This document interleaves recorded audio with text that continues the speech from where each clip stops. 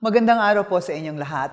Narito po tayo sa ating palatuntunang Gender Talks at gaya ng dati ay kasama po natin ang ilan sa ating mga kasamahan dito sa Universidad ng Pilipinas. Ako po si Betsy Enriquez. I teach at the College of Mass Communication and among the courses I teach are Com 141, Media and SOGI or Sexual Orientation, Gender Identity and Expression at ang isang MA course na tinatawag naming Media, Gender, and Sexuality.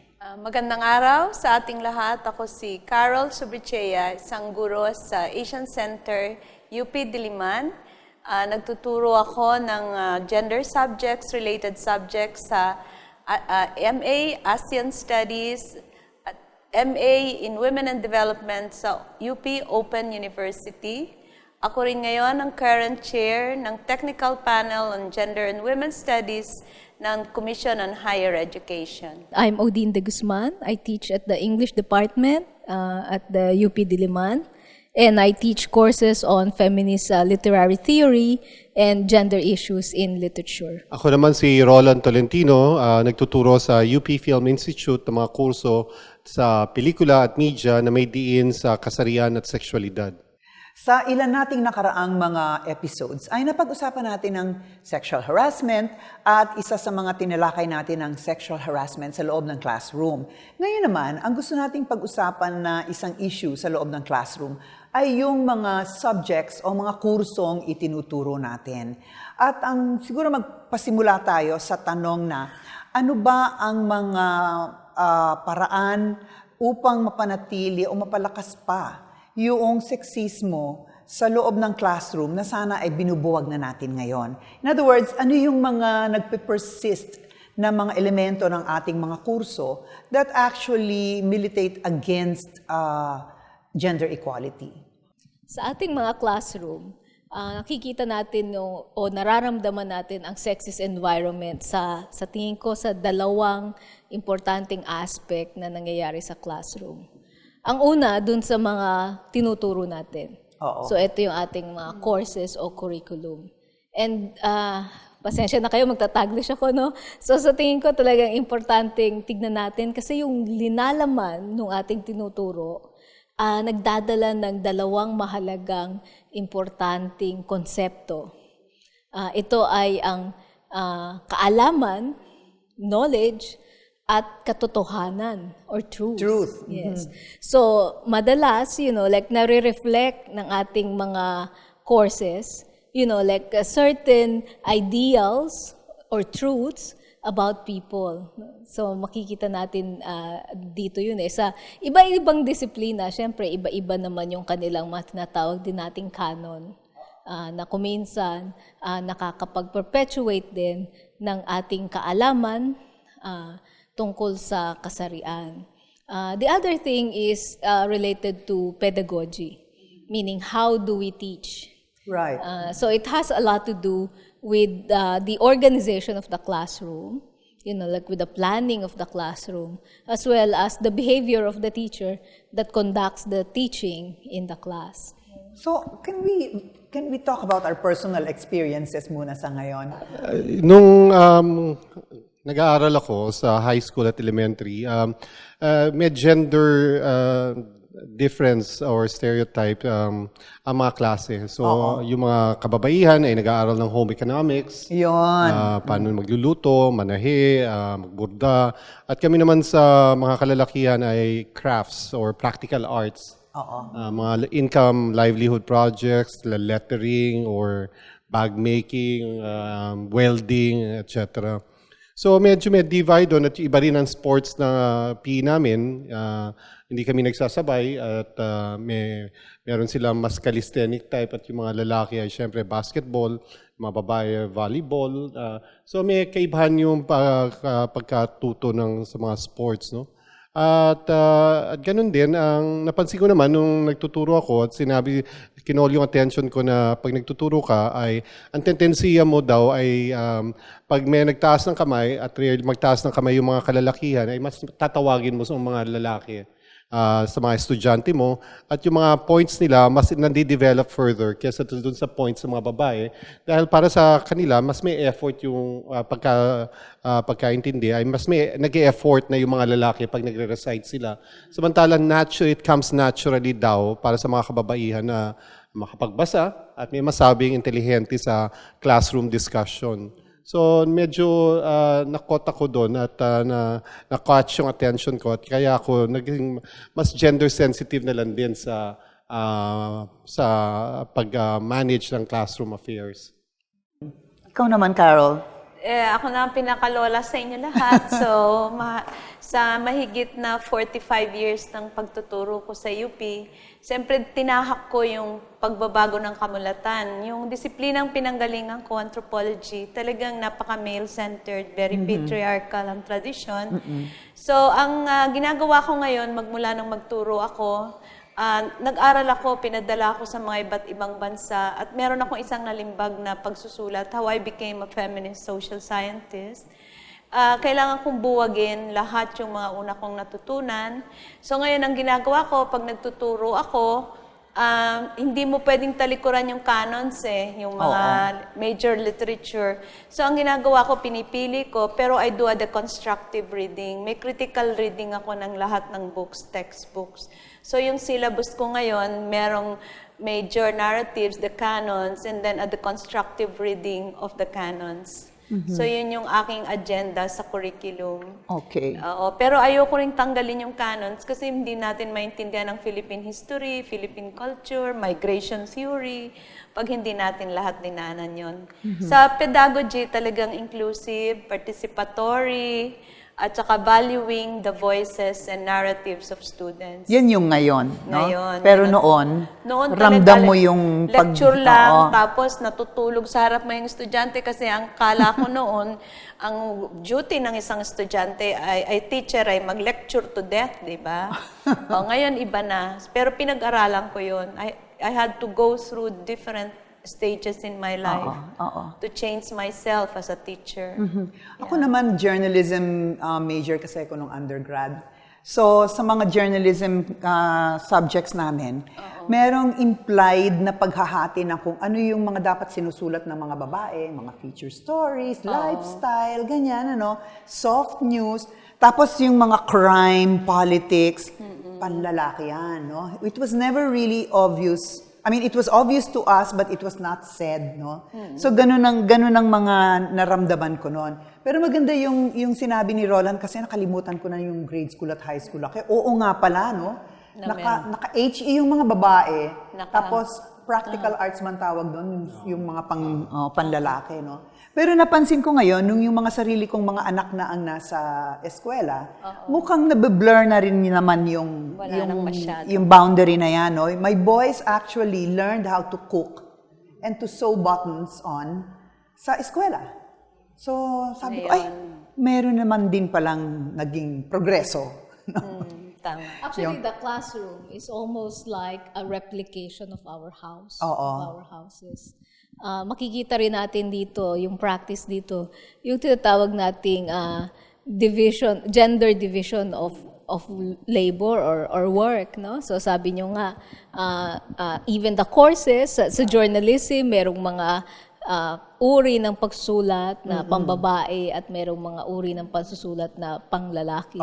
Kanina sinabi ni Roland yung mga PE, diba? Yung tsaka sa practical arts. Pero sa classroom nga, sa high school, total na doon naman tayo sa high school tsaka sa elementary. Hindi ba merong parang isang section during the week na tinatawag na homeroom?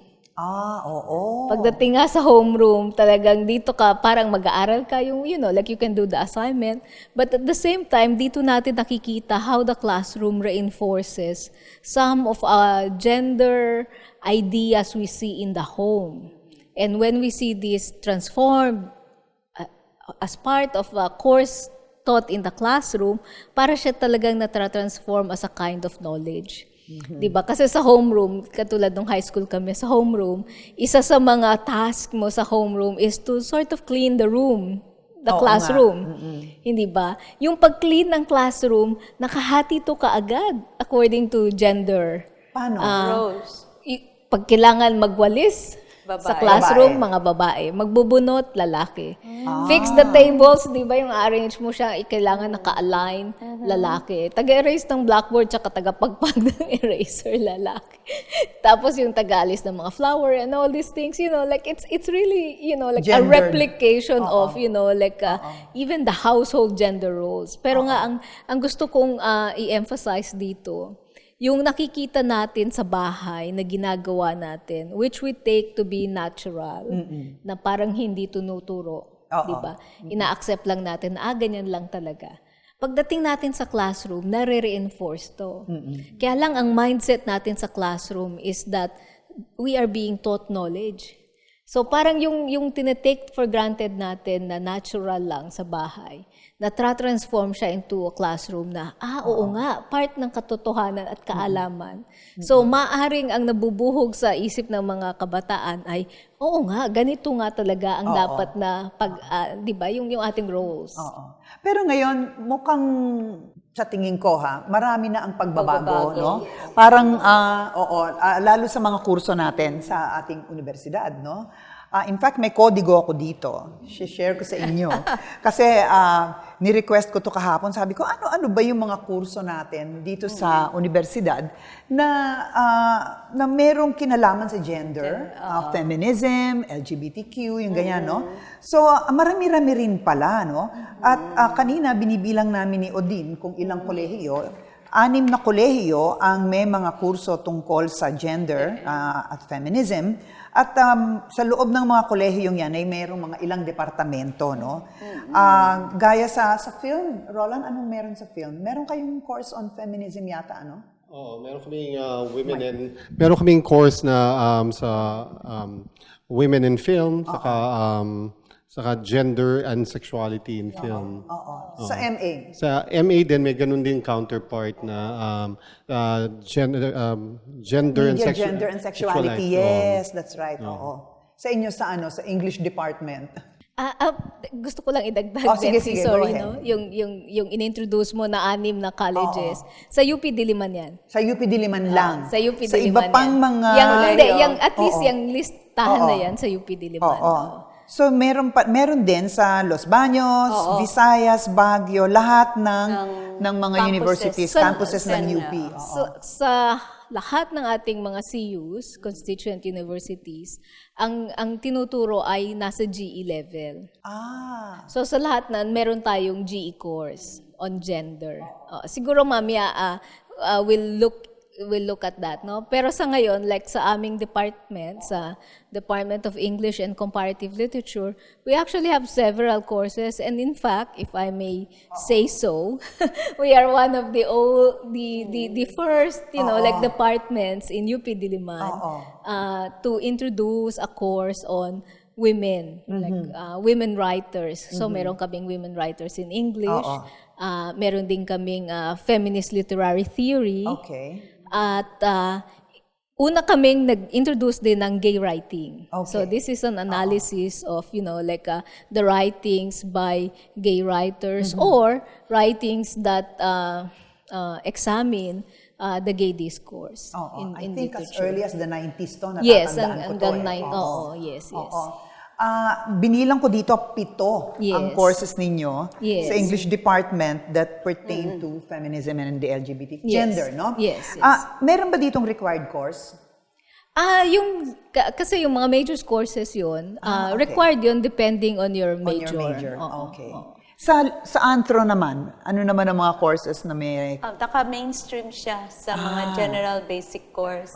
Pero at least ang usapan may 2 topics, kunyari archaeology, gender and archaeology, kasi iba-iba yung physical anthropology sa evolution, mga ganyan.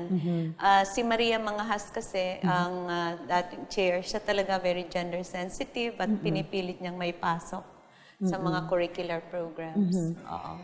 Carol, sa pagkakaalam mo sa ibang programa sa social sciences, malakas din ba ang gender? Doon sa, ang masasabi ko talaga, sinabi na niya sa humanities at saka sa literature. Ang history, I think, kaya gumawa tayo ng mga sila malukamagay, no? Kasi ang nangyari, yung canons, Sa mga history, sided, oo. tsaka mga ano. So, ang ginawa na lang natin, ang hinabol natin over the years, mag-publish tayo ng mga counter-narratives na isinasama pag sinusulat. So, si Malukamagay, yung maganda niyang libro, Women at Yes. Malolos, mga ganyan.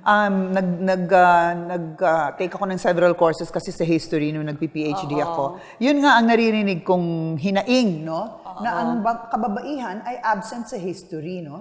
Samantalang marami silang naging mahahalagang papel no sa ating kasaysayan, no? So pero ngayon pumapasok na 'yan, no? Nadagdagan na natin. Sa amin naman sa MASCO, maliban dun sa nabanggit ni Roland, meron din kaming medyo bago-bagong kurso sa undergraduate. Ito yung Communication 141, Media, Sexual Orientation, Gender Identity, and Expression. So, gustong-gusto ng mga estudyante kasi ine-explore yung iba't ibang diskurso tungkol sa gender, hindi lang sa feminism, kundi sa LGBTQ din. Tapos nabanggit nga ni Roland, meron kaming MA course, tapos meron ding PhD course sa PhD Media Studies, yung Media and Identity. Dito naman pumapasok hindi lang gender, kundi yung maraming iba't iba pang diskurso tungkol sa identidad or identity. No? Anyway, gusto ko lang puntahan natin yung tanong na sa ating mga programa, parang madali nating ma-conceptualize yung mga kurso sa gender, no? Paano kaya meron bang makasasagot sa atin? Paano ito pinapasok sa science and engineering? Meron bang nakakaalam? Parang mahirap doon, ano? Doon sa naging karanasan ko nung naging director, tsaka ngayon dahil sa CHED, tinitingnan natin kung paano pumapasok. Yung designing, halimbawa yung architecture, right. Tinitingnan natin ano yung mga vulnerabilities, risks, no? Pero mas focus pa ito halimbawa sa pregnant women, women with disability. Pero pati so pumapasok yung basic understanding na magkaiba ang babae, magkaiba ang lalaki. Baka kung may pagkakaibang pangangailangan, then sagutin. So nakita ko merong mga standards sa engineering, sa architecture, mga ganyan. Pero sa construction, physical, hindi ko alam dun sa loob ng mga theories ng ibang sciences pa nila kung paano dinadala ang gender.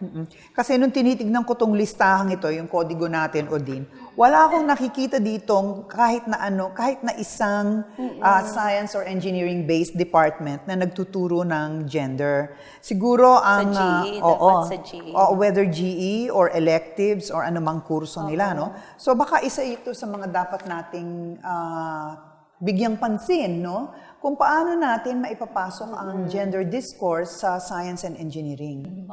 Kasi ibang professional schools din. Actually, kahit doon sa mga colleges na walang standalone course on gender, meron din naman silang kinukuhang gender. Kasi nga, ang GE naman, rin-require natin sa lahat ng mga estudyante. So, for example, mabalik lang tayo dun sa usapan ng GE. No? So, dito sa Diliman, meron tayong 2 GE course on gender. Yung SOCSI 3 at saka PANPIL 19. Right. PANPIL 19, Panitikan, at ang SOCSI 3 naman, Social Sciences, 13. So ito, yung mga colleges, since nag-umpisa tayo na meron tayong option sa GE na magkaroon ng parang elective, no, hindi rin talaga nare-require na lahat ng GE students kumuha ng ganitong klaseng GE. In any case, maraming mga estudyante ang kumukuha ng PANPIL 19 at saka SOCSI 3, no? So dito nakakakuha ng some kind of a basic gender orientation from an academic point of view. Yung mga estudyante from other colleges outside of the social science and the humanities domain. Pagdating naman dun sa iba pang mga requirement ng university to graduate, we have the NSTP module. Okay. So, ang NSTP na rine-require, ito rine-require talaga sa lahat ng estudyante na parang PE, no, na required sa lahat. Lahat ng NSTP module natin dito sa UP, meron siyang section or chapter or unit on gender. Pati yung ROTC? Iba yata ang ROTC sa NSTP. Pero nakabilang siya sa NSTP. A// ba yun?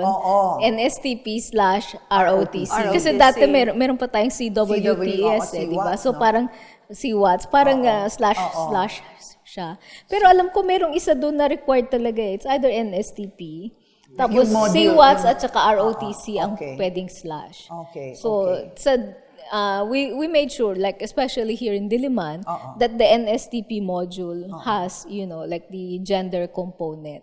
So pagdating doon, yung mga estudyante from the non-humanities and social science domain do get some... We do catch them yes, naman. some knowledge about gender. Pero babalik lang ako dun sa tanong mo, which is like really difficult, like how do we integrate like gender in the curriculum of the sciences and the engineering. Yes, It is really difficult, especially because these professional colleges, well, of course, ang science hindi, no? But like engineering, the professional college, they're really concerned about teaching yung skills, established skills na kailangan nila. Na pagdating doon, sasabihin nila, wala namang issue ng gender dito. Sa science, parang ganun din ang issue, di ba? Kasi supposedly, they talk about facts and neutral things. So, saan natin ipapasok ang gender dyan? Siguro kung hindi naman mamasamain ng ating mga colleagues from the College of Science at Engineering, isa sigurong pwede nilang i-explore is kung pwede silang mag-institute ng course that looks at or that critically examines the history of science, for instance. So dito natin makikita yung gender politics in the making and the establishing of the discourse of science itself. No? So, doon papasok talaga yung usaping gender. Tsaka babalikan ko palagi kong binabalikan yung mga sinasabi ni Roland na dapat talaga umpisahan natin sa grade school and high school pa lang, no? Parang encourage more girls to enter yung tinatawag nating STEM. Di ba? So, nung araw kasi, di ba, pagka sa electives natin, remember sa high school may electives na, di ba? Parang hindi masyadong nagpupunta sa chemistry at saka sa trigonometry yung mga babae. Yes. Yung mga lalaking nando. Yes. So, actually, connected dyan yung isa ko pang gustong sabihin about, like teaching gender in the sciences and in the engineering. It's not so much the curriculum or the course content per se. It really is the teaching that we do. How do we teach? And then how do we, like encourage boys and girls, as you said, like to enter into these fields. Napunta na rin lang tayo dyan sa pedagogy, so paano magturo, Siguro yan ang pupuntahan natin ngayon. Ano ba yung mga estratehiya sa loob ng classroom o mga pedagogical styles na pwede nating i-adopt para maging gender sensitive tayo? Yan. Sige, Roland muna. Kailangan may a certain kind of equanimity sa classroom dynamics. Ibig sabihin ay everyone gets a chance to lead the discussion, to report about the discussion, to come up with creative ideas, etc. In other words, kailangan i-harness yung strength ng group rather than of certain kinds of individuals dahil ang tendency talaga sa isang classroom setup ay aangat yung kalalakihan na effort dahil mas malalaki ang kanilang build-up at ang kanilang bosses. At mas may bosses. Mas hindi sila timid sa public speaking, mga ganong klase. Or kahit naman sa mga kalalakihan, meron din naman lahat ay nasa ganitong aggressive alpha male mode. Marami din naman dito ay nag-enjoy din or live their normal lives na tahimik, happy lang na nakikinig at nag-enjoy sila dun sa ganong klaseng basking sa knowledge. So, kailangan i-explore lahat yung possibilities. But it also comes up with the idea na ano din ba yung classroom dynamics na pinapatupad natin. Ibig sabihin, hindi din siya pwedeng patriarchal na lahat ng knowledge nang gagaling lang sa isang figure, yung teacher, but the teacher merely acts as a facilitator. Yung sharing, yung growing sa klase at yung development of knowledges ay dapat nanggagaling sa lahat at dapat may transference at may intersubjectivity na tinatawag sa classroom setup. Ibig sabihin ay lahat ay mahalaga ang opinion at hindi nga lang nakasenter sa isang teacher na eventually siya naman mag-evaluate at siya yung may hawak ng kapangyarihan. Pero pwede din mag-evaluate at magbigay din ng grades to a large extent or to a certain extent, yung mga peers nila. So they also learn from their peers. At ang papel ng teacher ay harness nga lang ito na kung saan ay may self-reflexivity din.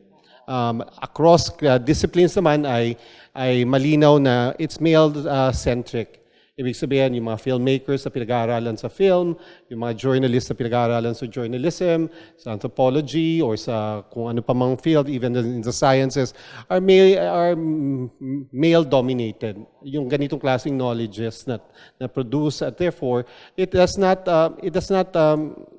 allow other counterpoints until suddenly ma-debunk na dati ay masama ang butter o kaya margarine, ngayon balik tayo sa butter. Parang ganun yung nagka-transition kasi nga ay once na pinesent ito as a kind of truth claim, ay hindi siya na tinitikbak unless as a better kind of truth comes into the picture. Pero kung mas ang setup nga ay peer at facilitator oriented, ay hindi siya magkakaroon ng dynamics na parang ang taas-taas. May piniprivilege ka, may authority figure sa classroom or within their peer groups kung meron nga equitable system in place sa pedagogy.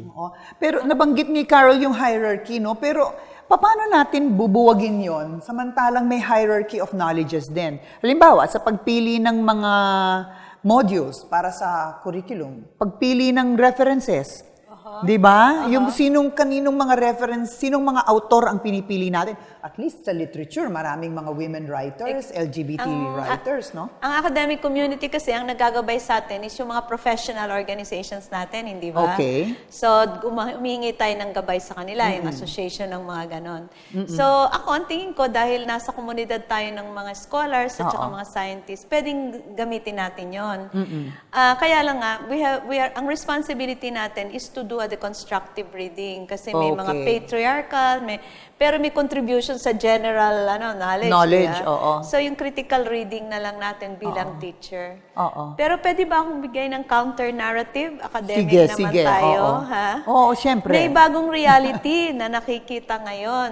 At ang nakikita natin ngayon, nung nagpunta kami sa United Nations, kasama ako advisor ng Philippine government, at saka nung sa Geneva last year, ang nalalaglag sa eskwela, mga lalaki. Okay. Bakit kaya? Counter-narrative, sir.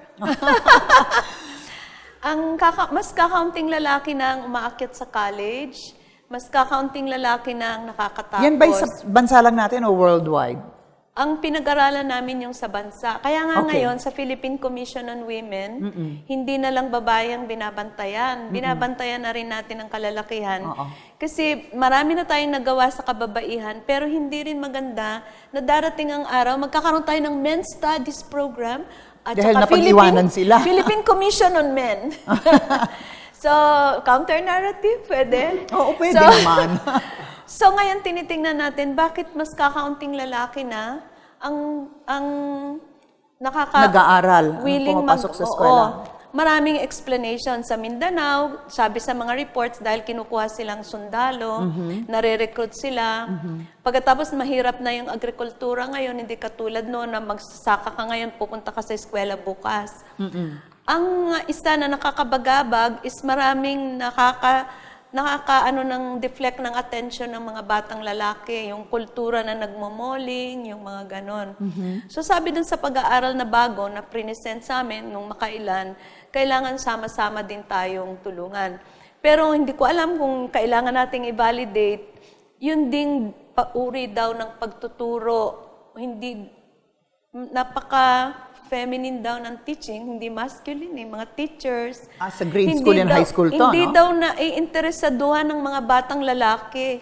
Dahil, Ang sabi nung mga teachers na lumabas, yung i-sustain mo rin daw yung interest ng mga batang lalaki pag nasa loob ng classroom.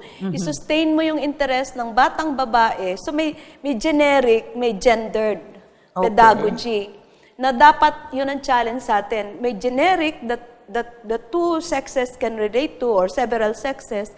Pero there must be very specific pedagogical approaches that will keep the boys inside the classroom and the girls inside the classroom. The dropout rate is so alarming, especially going up to college level. Okay. I don't know about the UP because I have not seen the statistics. This came from a presentation of the Philippine Commission last year.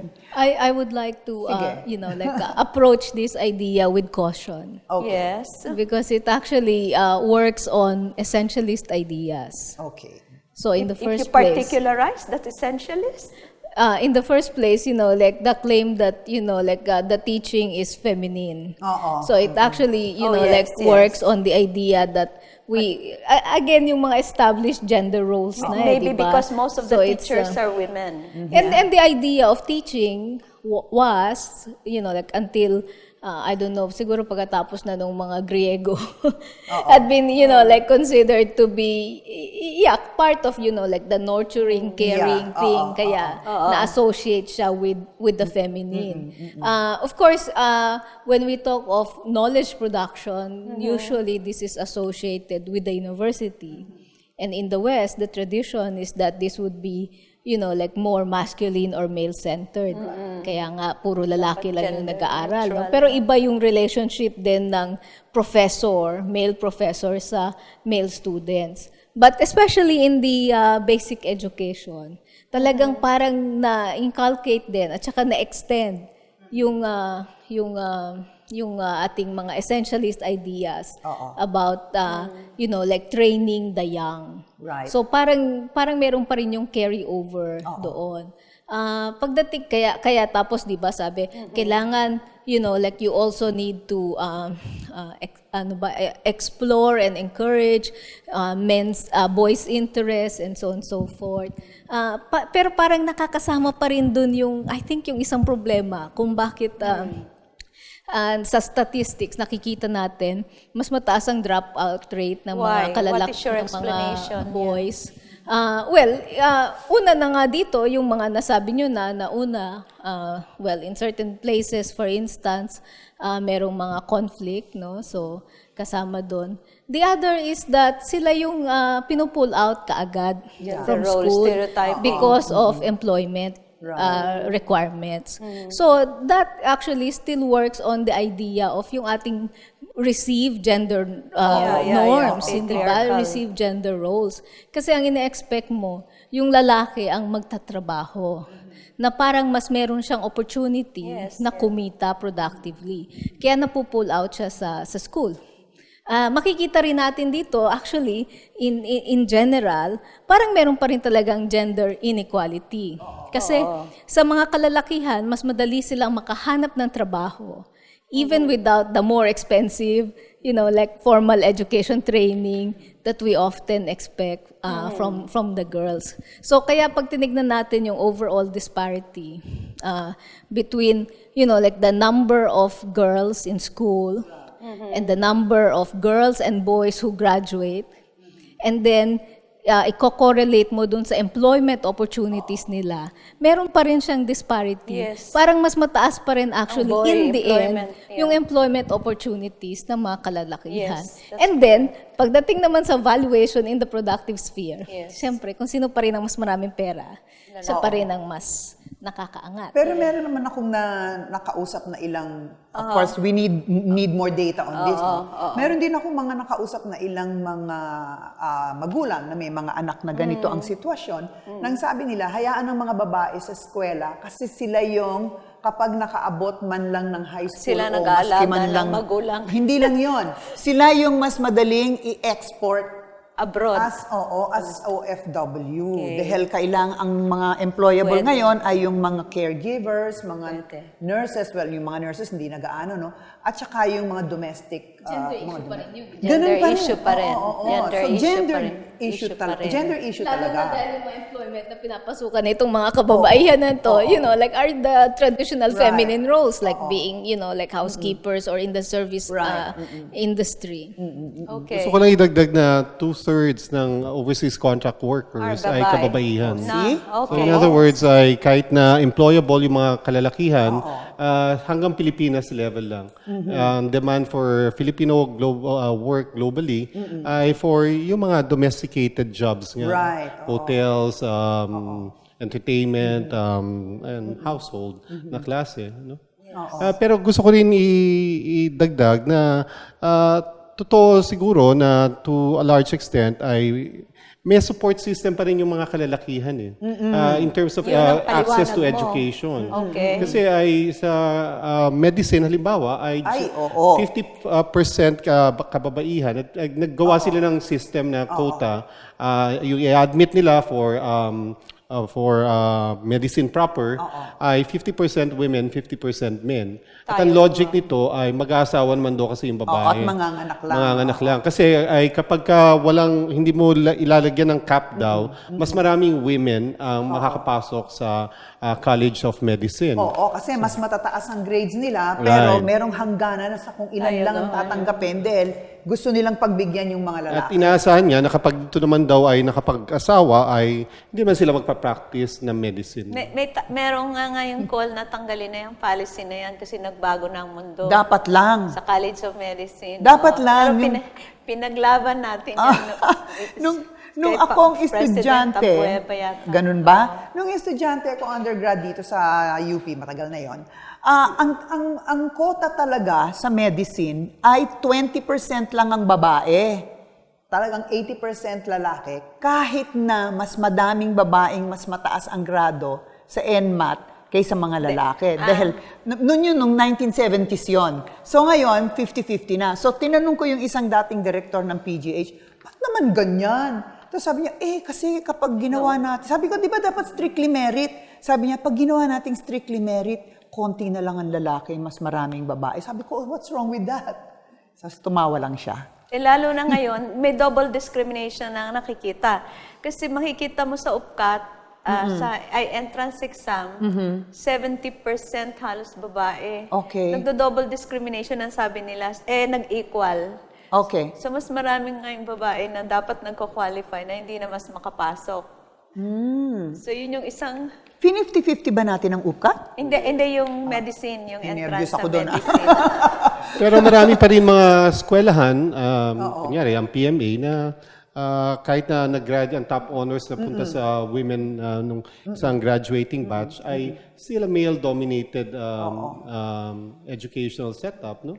So, at yung mga programs naman dito, yung mga colleges, lang. ma-figure out natin na kapag engineering at sciences na may top-up value sa kanilang knowledge, production, at actually supposedly produces actual knowledges for the betterment of human civilization, ay mga kalalakihan na mostly ang mga nagiging estudyante dito. At dito naman tayo sa MassCom at sa humanities Engineering, and mga social engineering sciences talaga. na talagang a